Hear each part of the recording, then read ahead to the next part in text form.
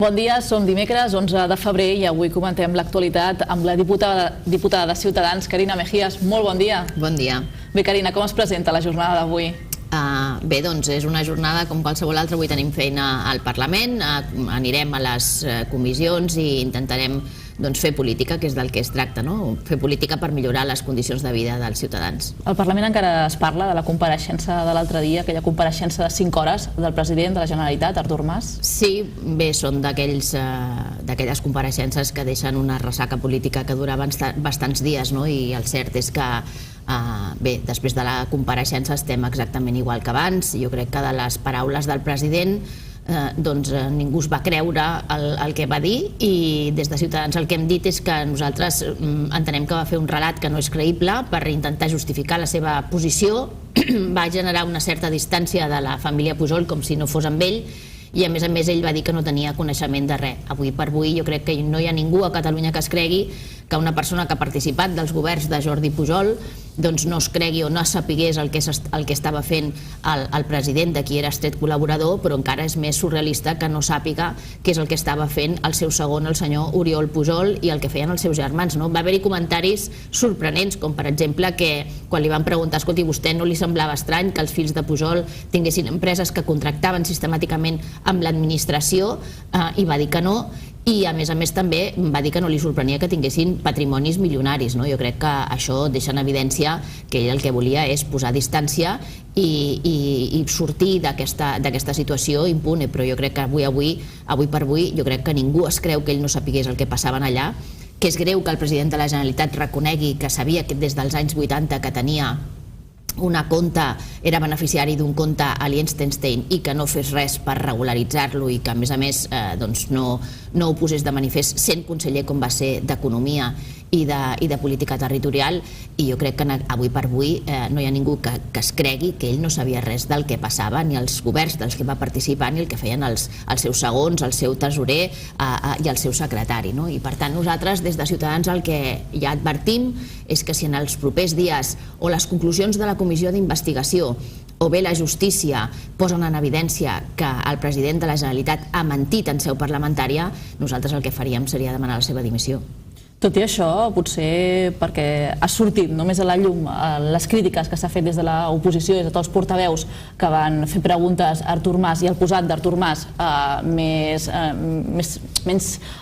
tibant, menys nerviós, sembla que hagi sortit reforçat d'aquesta compareixença. Bé, jo el que crec és que és el que va posar de manifest la seva habilitat per justificar l'injustificable, i jo crec que en definitiva reforçat, perquè com que dic que a mi em sembla greu que el president de la Generalitat hagi d'anar al Parlament de Catalunya amb una comissió d'investigació a donar explicacions. Això no passa en un país normal. En un país normal el president de la Generalitat el que fa és impulsar les comissions d'investigació per a aquells que han comès delictes en l'exercici del càrrec públic, donin explicacions i assumeixin responsabilitats polítiques. Per tant, estem en una situació absolutament anòmala i en una situació que només per la situació en si no s'hauria de donar, i per tant jo crec que reforç no. El que passa és que a Catalunya passen coses tan rares, a qualsevol altre país del món això hauria estat objecte de dimissió immediata. És una persona que està sota l'ombra de la sospita i que per tant està incapacitada per governar i per situar-se com a referent de la resta de la societat. Què podem fer perquè no es repeteixin aquests casos? Bé, jo crec que ha arribat el moment de posar les bases perquè aquestes situacions no es tornin a repetir, i que aquelles persones que estiguin al capdavant de càrrecs públics tinguin conductes absolutament netes, de mans netes. I jo crec que el primer que hem de fer és primer posar en marxa els mecanismes que permetin que els ciutadans siguin els que elegeixin aquelles persones que volen que els representin en les institucions públiques a través d'una reforma electoral que permeti llistes obertes o desbloquejades, eleccions primàries, per tant que els ciutadans també assumeixin una part de responsabilitat a l'hora de triar aquelles persones que els representen a les institucions. Però jo crec que també ha arribat el moment d'exigir moltes més condicions ètiques a les persones que estan al capdavant de càrrecs públics o a les institucions, per tal que la seva conducta sigui allò que s'anomena intachable, i qualsevol conducta que pugui ser indiciària de delicte sigui immediatament apartat qualsevol responsabilitat política.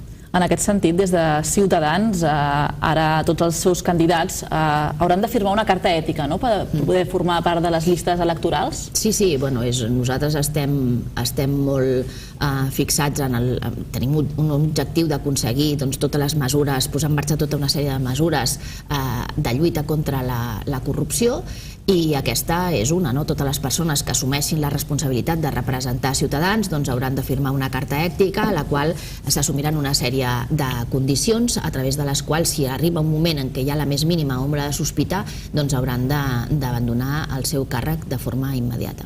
Més ara que Ciutadans s'està obrint, no? S'està obrint, estan creant grups a la resta d'Espanya.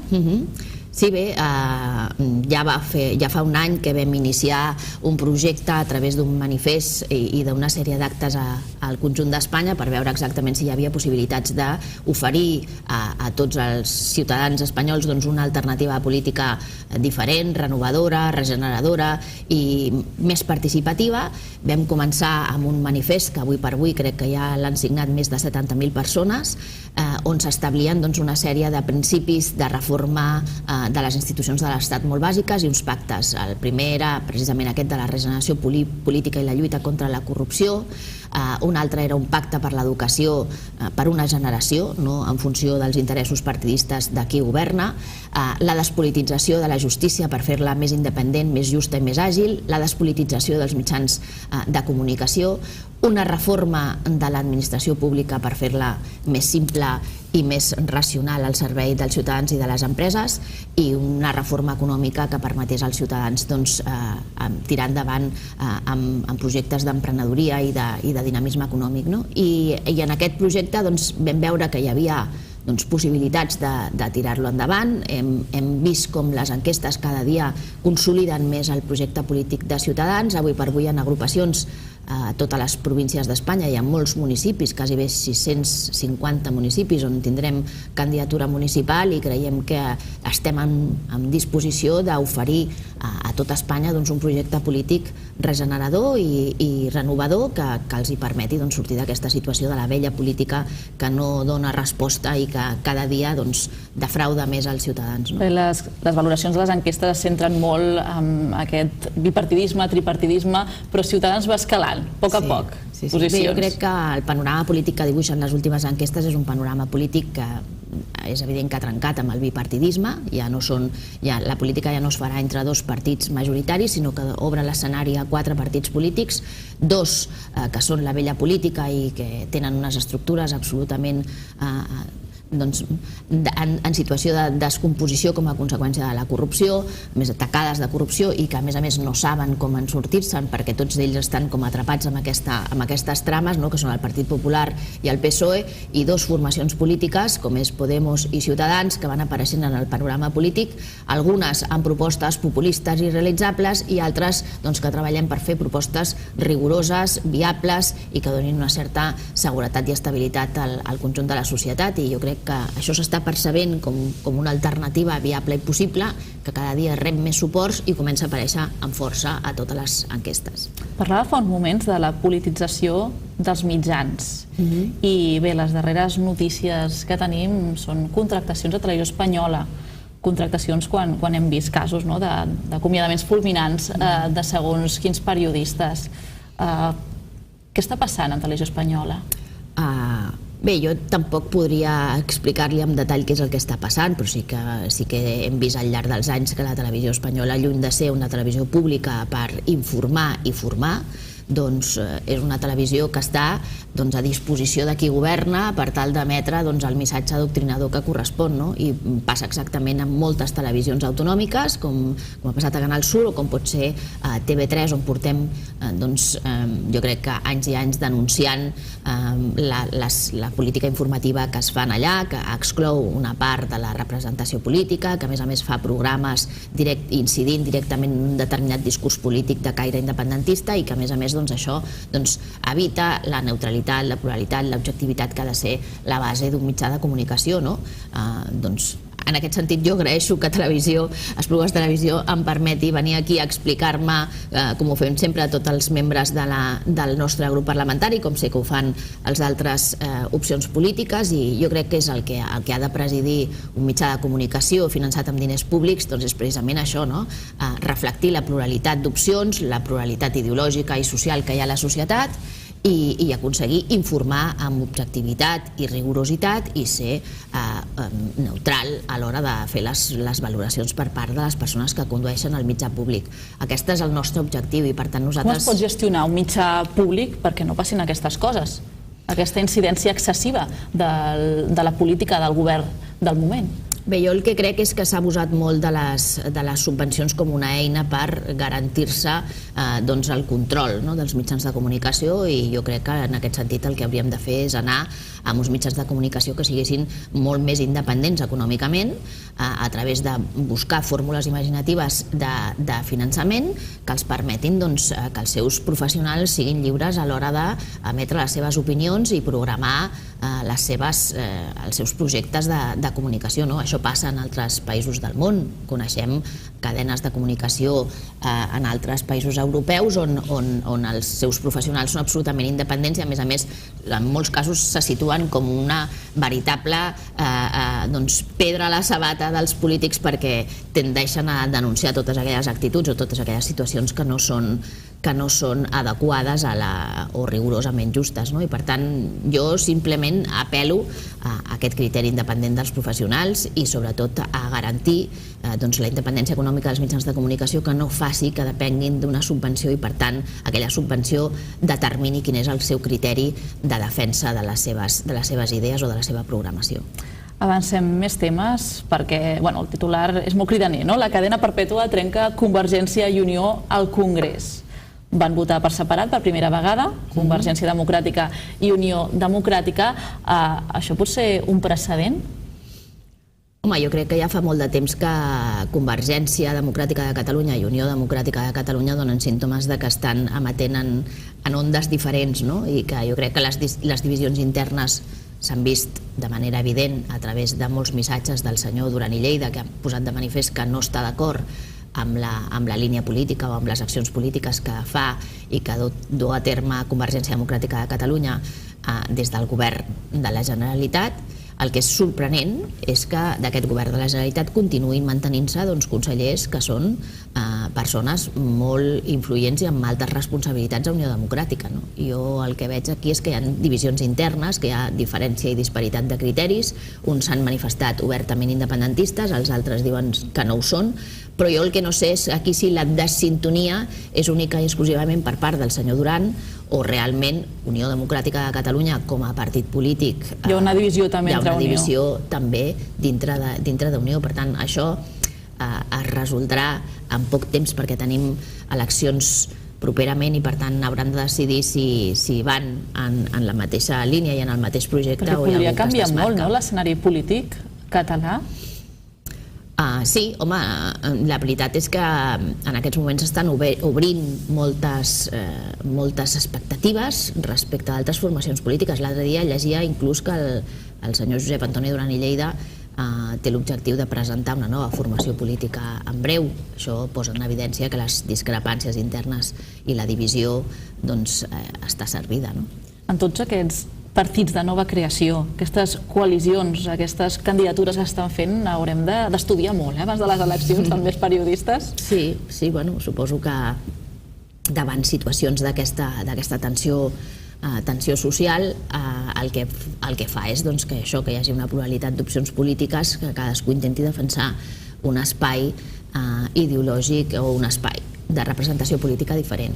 Ara bé, jo crec que hi ha algunes més sòlides que altres. Jo espero que Ciutadans sigui una de les més sòlides i que, tal com indiquen les enquestes i els sondejos d'opinió, vagi consolidant-se no només en el conjunt d'Espanya, com ho hem vist en l'última enquesta de Metroscòpia publicada al País, sinó també la tendència que marquen les últimes enquestes a Catalunya, que ens situen com a tercera força política, i puguem aconseguir una majoria suficient per canviar el govern, per estabilitzar Catalunya i per respondre als ciutadans, a les necessitats dels ciutadans, que jo crec que en aquests moments reclamen precisament aquesta estabilitat i aquest govern de més rigor i de més diàleg i negociació que el que hi ha. El que fa les municipals aquí a Catalunya, com les encaren?